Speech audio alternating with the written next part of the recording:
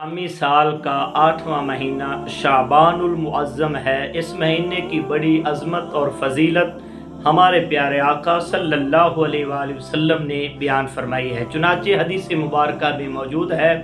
حضرت انس بن مالک رضی اللہ تعالی عنہ فرماتے ہیں کہ رسول اللہ صلی اللہ علیہ وآلہ وسلم نے ارشاد فرمایا کہ رجب کی فضیلت اور شرف باقی مہینوں پر ایسے ہے جیسے تمام کلاموں پر قرآن مجید کی فضیلت ہے، اور فرمایا کہ شعبان المعظم کی فضیلت باقی مہینوں پر ایسے ہے جیسے تمام انبیاء کرام پر میری فضیلت ہے، اور فرمایا رمضان المبارک کی فضیلت اور شرف باقی مہینوں پر ایسے ہے جیسے تمام کائنات پر اللہ رب العزت کی فضیلت اور عظمت ہے۔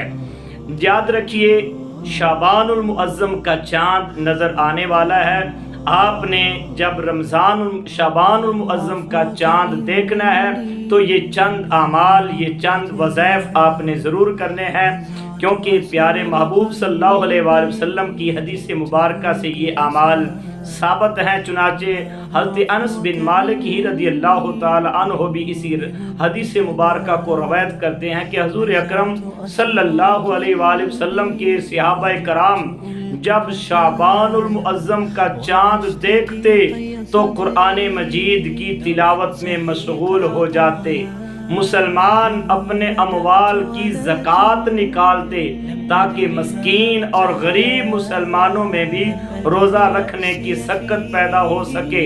حکام قیدیوں کو طلب کرتے، جن پر حد قائم ہونا ہوتی حد قائم کرتے اور باقی مجرموں کو آزاد کر دیتے، اور سوداگر اپنے قرضے ادا کر دیتے اور دوسروں سے اپنا قرضہ وصول کر لیتے۔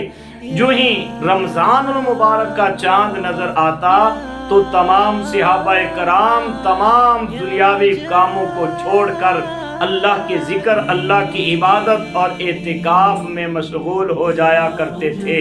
تو ہم سب نے بھی شعبان المعظم کا استقبال اس انداز میں کرنا ہے اور یہ اعمال کر کے اپنے محبوب کے صحابہ کرام کی سنت پر عمل کرنا ہے۔